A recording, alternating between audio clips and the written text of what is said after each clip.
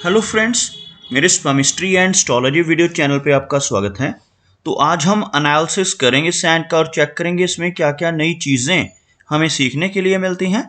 तो as usual शुरू करूंगा फिंगर्स के एनालिसिस से, उसके बाद चेक करेंगे फिंगर्स की सेटिंग को एंड माउंट्स को, और सबसे लास्ट में हम चेक करेंगे लाइंस को।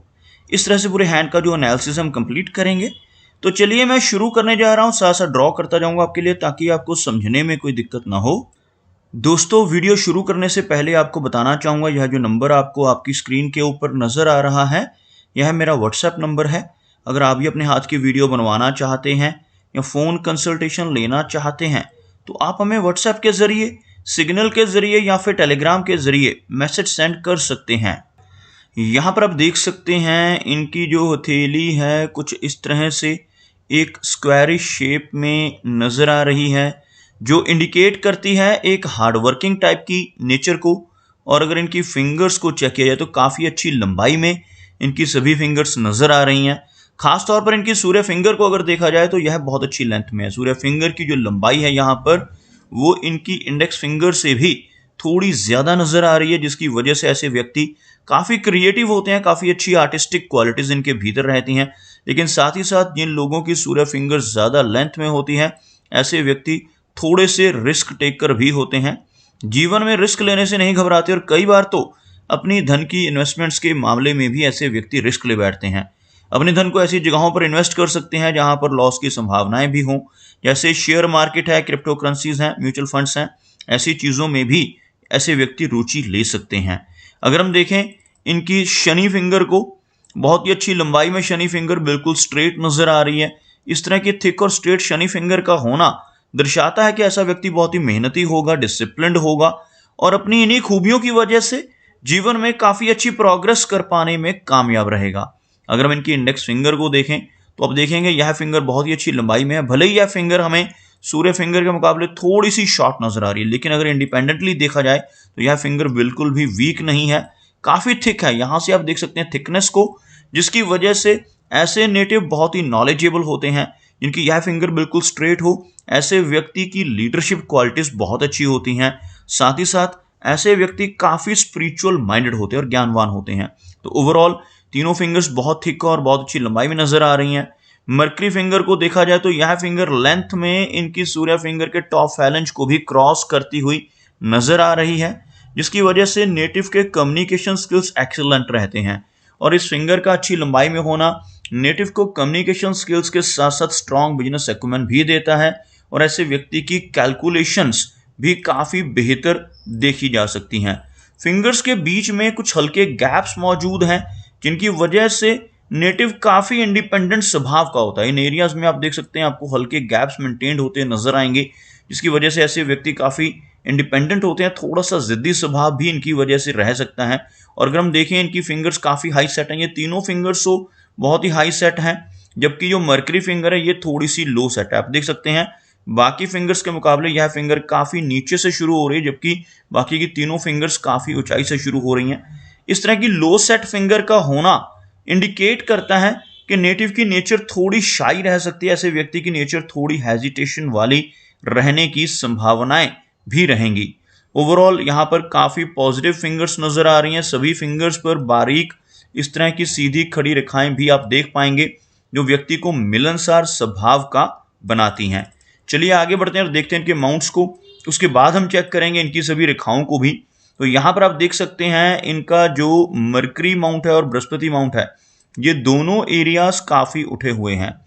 इन दोनों माउंट्स का उभरा हुआ होना बहुत ही अच्छे रिजल्ट्स देता है, जबकि इनका सूर्य पर्वत और शनि पर्वत बिल्कुल फ्लैट और हल्के से दबते हुए भी यहाँ पर नजर आ रहे हैं।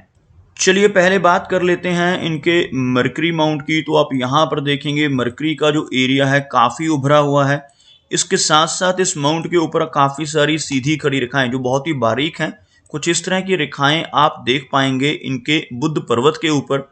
इस तरह की रेखाओं को हीलिंग लाइंस कहा जाता है, और जिन लोगों की हथेली पर इस एरिया पर ऐसी खड़ी रेखाएं मौजूद होती हैं, ऐसे व्यक्ति बहुत अच्छे सलाहकार हो सकते हैं, काफ़ी अच्छे कंसल्टेंट बन सकते हैं। लोगों की हेल्प करने की प्रवृत्ति इनके भीतर रहती है। ऐसे व्यक्ति किसी न किसी तरह से दूसरों की मदद जरूर करते हैं, अपने शब्दों से, अपने कर्मों से, अपनी सलाह से लोगों की प्रॉब्लम्स को दूर करने की काबिलियत इनके भीतर रहती है। इसके अलावा मरकरी फिंगर का अच्छी लंबाई में होना, मरकरी माउंट का प्रोमिनेंट होना नेटिव को शार्प माइंड देता है। ऐसे व्यक्ति अपने कम्युनिकेशन स्किल्स की वजह से भी लाइफ में अच्छी प्रोग्रेस कर पाने में कामयाब हो जाते हैं। सूर्य पर्वत की बात की जाए तो आप यहां पर देखेंगे सूर्य माउंट हल्का सा दबता हुआ इस एरिया से आपको नजर आएगा। सूर्य माउंट का दबना इंडिकेट करता है कि नेटिव को यश मिलने में कमी अपने जीवन में महसूस हो सकती है। ऐसे व्यक्ति दूसरों की कितनी भी हेल्प कर लें, कितनी भी मदद कर लें, बदले में कोई अप्रिसिएशन नहीं मिल पाती, जिसे हम यश की कमी कहते हैं। तो कुछ इस तरह की कमी रह सकती है। जबकि सूर्य रेखा इनके हाथ में मौजूद है, जो थोड़ी सी ब्रोकन जरूर है, लेकिन हाथ में सूर्य रेखा का होना नेटिव की क्रिएटिव नेचर को और साथ ही साथ एक अच्छे सोशल सर्कल को दर्शाती है। इस सूर्य रेखा में कुछ बीच में ब्रेक्स नजर आ रही हैं, जिसकी वजह से इमेज में अप्स एंड डाउन्स का सामना भी व्यक्ति को करना पड़ता है। लेकिन ऐसे व्यक्ति लेटर एज में पहुंचकर एक बहुत अच्छा सोशल सर्कल बना पाने में और बहुत अच्छी रिकॉग्निशन समाज में बना पाने में भी कामयाब हो जाते हैं। अगर हम बात करें यहाँ पर इनके शनि पर्वत की, तो यह एरिया आपको बिल्कुल फ्लैट नजर आएगा। शनि माउंट अगर उभरा हुआ हो और लंबी शनि रेखा, जिसको हम भाग्य रेखा भी कहते हैं, वो भी हाथ में मौजूद हो तो नेटिव को बिना मेहनत के धन मिल जाता है। लेकिन इसके बिल्कुल विपरीत, जिस तरह से माउंट आप यहां पर देखेंगे यह बिल्कुल फ्लैट है। शनि रेखा में कुछ ओवरलैपिंग्स भी नजर आ रही हैं, जिस वजह से ऐसे व्यक्ति को जीवन में काफी मेहनत करनी पड़ती है, थोड़ा संघर्ष इनके जीवन में अधिक रहता है। लेकिन अच्छी बात क्या है कि एक लंबी भाग्य रेखा भी इनके हाथ में मौजूद है।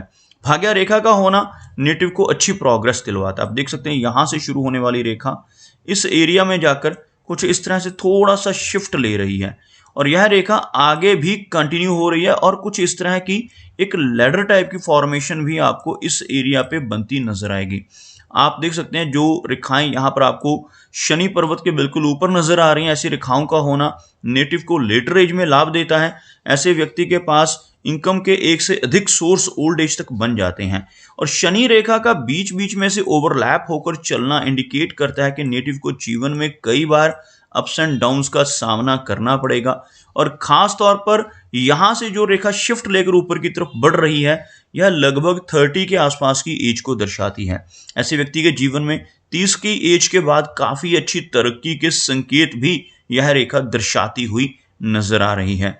अगर हम इनके गुरु पर्वत की बात करें तो आप यहां पर देखेंगे गुरु पर्वत का जो एरिया है उठा हुआ नजर आ रहा है। इस माउंट के ऊपर एक क्रॉस का चिन्ह इस एरिया में बनता हुआ आपको नजर आएगा।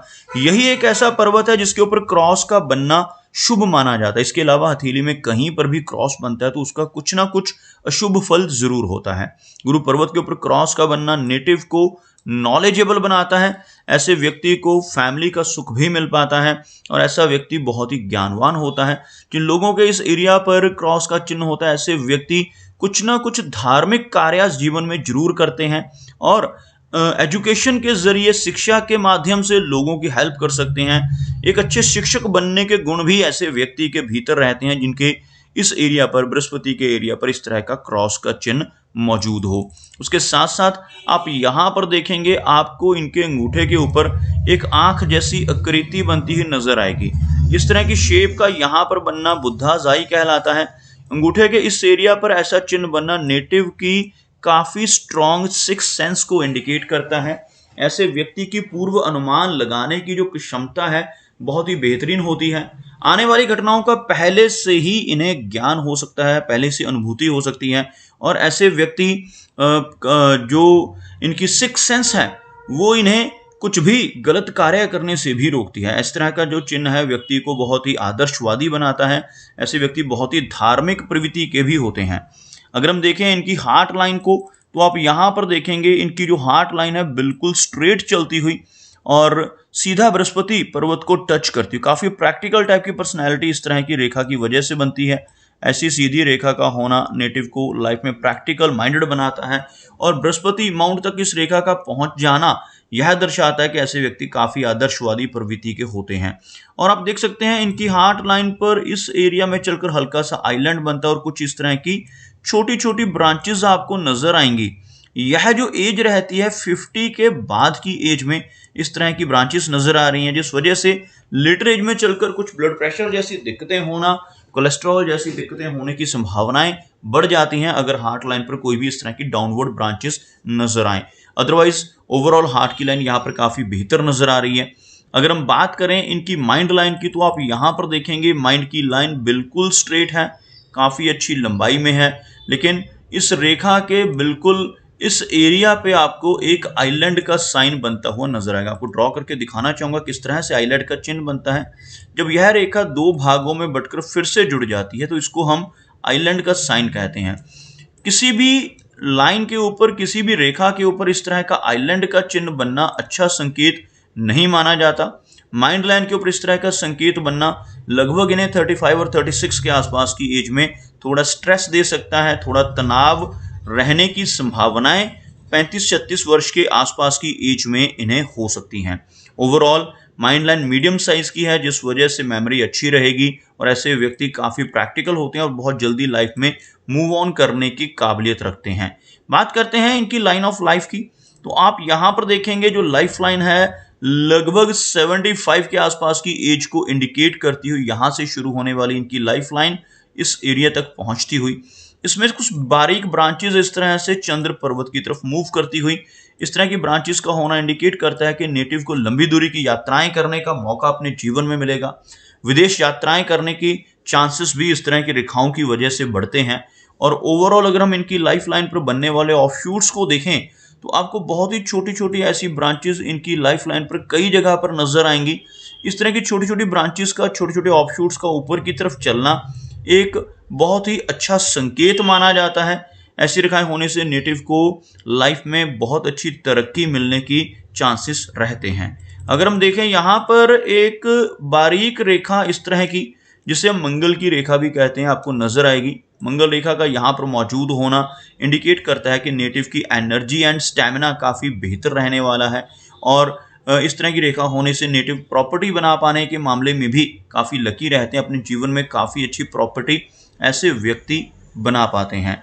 अगर हम बात करें इनके शुक्र पर्वत की, तो आप देख सकते हैं उभरा हुआ वीनस का एरिया आपको नजर आएगा, जिस वजह से थोड़ा खर्चीला स्वभाव ऐसे व्यक्ति का रह सकता है, लेकिन साथ ही साथ एक प्रोमिनेंट वीनस माउंट का होना यह भी बताता है कि नेटिव को जीवन में हर तरह की सुख सुविधाएं मिलेंगी।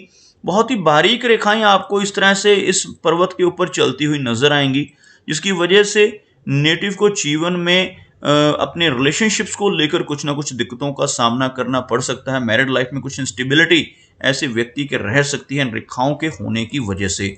अगर हम चंद्र पर्वत की बात करते हैं तो यह एरिया काफी अच्छा नजर आ रहा है। मून माउंट से ऐसी बारीक रेखाओं का ऊपर की तरफ उठना इंडिकेट करता है कि नेटिव जीवन में कई बार लंबी दूरी की यात्राएं करेगा, लेकिन साथ ही साथ इस पर्वत के ऊपर काफी अधिक रेखाएं होने से थोड़ी एंग्जाइटी और स्ट्रेस की संभावनाएं भी जीवन में बनी रहती हैं। तो दोस्तों, ये कुछ एनालिसिस थे इनके हैंड के बारे में और मेरी कोशिश यही रहती है कि सभी सवालों के जवाब एक ही वीडियो के थ्रू दे पाऊं, लेकिन फिर भी कोई ना कोई चिन्ह या सवाल रह जाता है। तो इनसे रिक्वेस्ट है कि अगर इनका कोई क्वेश्चन पेंडिंग है तो मुझे व्हाट्सएप पे मैसेज करें। मेरा वीडियो वॉच करने के लिए आपका बहुत बहुत धन्यवाद।